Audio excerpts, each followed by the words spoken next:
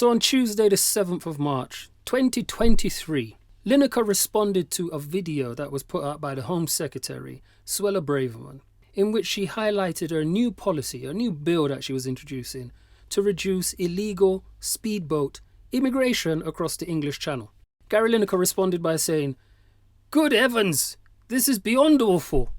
To which another Twitter user described his comments as out of order, adding that it was easy to pontificate when it doesn't affect you. And it doesn't affect you, Gary. You get 1.35 million from the taxpayer every year. Lineker responded, "There is no huge influx." How would you know what's huge or not huge? We take far fewer refugees than other European countries. Who cares? The other European countries are larger. This is just an immeasurable, cruel policy directed at the most vulnerable people, Albanians, vulnerable, in language that is not dissimilar to that used by Germany in the 30s. Oh my gosh. Now that was the content of the infamous tweet. After reading it, here at Black Think Tank we said, "Gary Lineker, you're a dutty BBC." And here's why. 1. How many asylum seekers has the UK taken in? Did you even check before you supported Gary Lineker? Well, since 2014, there has been over 250,000 successful asylum applications in the United Kingdom. 250,000. If you listen to Gary and his supporters, you'd think the UK took in none. The UK has given asylum to people from Hong Kong, Afghanistan, and Ukraine by the thousands. Many Afghans opened up business in Peckham and started beating up black people. Go check out Peckham protests. And the Ukrainians who came to the UK went to Birmingham and London and started to express racist views towards black people. So be careful what you wish for. And don't forget that Gary Lineker is a dotty BBC. 2. Tax. The taxpayer pays for asylum seekers. The taxpayer, the licence fee, pays for Gary Lineker. But Gary was taken to court a few months ago by HMRC because he owed Her Majesty's Revenue and Customs £5 million in tax. Basically, Gary been trying to dodge paying his fair share of tax. Wow! Now it costs us $5 million a day to house illegal immigrants in hotels in the UK. So Gary wants us to take in more illegal speedboat immigrants, which we're paying for. We must continue to pay him to be on BBC, but he will continue to find ways to avoid and evade paying his fair share of taxes. So it's his dream, but we must pay for it. His fight, but we must pay for it. Gary Lineker is a dotty BBC. 3. He gave no examples. PEE is something they teach you in secondary school. Point, evidence, explain. Point, evidence, explain. Point, evidence, explain. Now, you make your point. Gary did that. You provide the evidence to support your point. Gary didn't do that. Then you explain your evidence. Gary didn't do that either. Gary never offered up not even one example of a 1930s German speech so we could compare it with what Braverman said. Why? Because Gary is a dotty BBC. 4. Anti-Semitism. Gary was being anti-Semitic by saying Stella Braverman's video was like 1930s German rhetoric. Why? Because he was minimizing what happened to the Jews in the 1930s in Germany. How can you compare illegal speedboat immigrants to citizens of Germany? The Jews were not illegal speedboat immigrants. They weren't illegal immigrants in any way, shape or form. They were citizens. The Jews weren't trying to get into Germany. The Jews were trying to get out. So Gary was drawing a false equivalency. The German government wasn't putting Jews in hotels. They were taking their hotels. The German government wasn't giving Jews social security benefits. They were taking 90% of the Jews' wealth. And the German government wasn't saving Jews from death. They were gassing them to death. So to compare what was happening to illegal speedboat immigrants with what happened to Jews in 1930s Germany is to diminish the impact of the Jewish experience.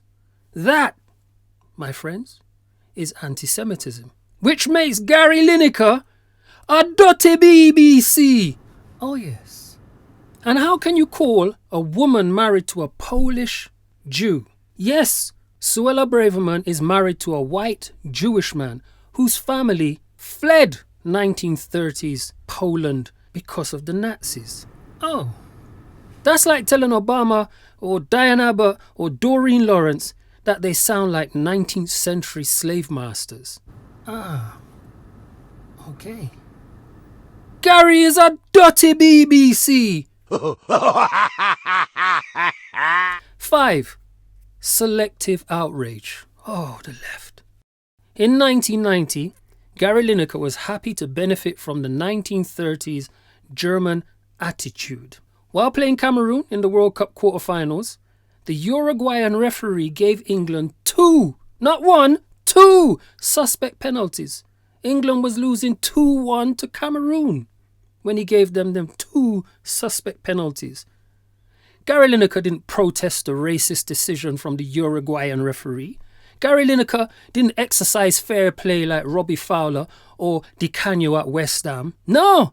Gary Lineker stayed quiet because it benefited him, accepted the penalties without protest and scored both of them. As a result, from losing 2-1, England then beat Cameroon, Roger Miller's team, 3-2, kicking Roger Miller and the Cameroonians out of the World Cup. Racist penalty decisions against the African team, and Gary said nothing. Why? Because Gary Lineker is a dotty BBC. 6. In 2022, Gary Lineker said he suffered racism because he had dark skin. I'm going to say that again.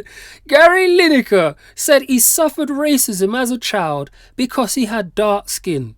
In case you didn't know, Gary Lineker is white. So he diminished the Jewish Holocaust, and in 2022 he diminished the extent, the potency, the impact of racism. And why did he do that? Because Gary Lineker is a dotty BBC. Yes, man. A true yatak. 7. Did Gary Lineker break the social media guidelines of the BBC? Of course he did. The rules say, and I quote, "Where our content highlights issues on which others campaign, we must take care not to endorse those campaigns or allow ourselves to be used to campaign to change public policy." Stella Braverman's bill is public policy.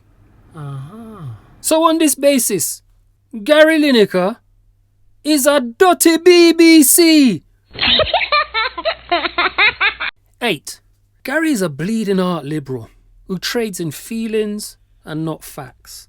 When liberals come across someone they disagree with, they routinely call them one of 3 things, and I call this the 3 R's.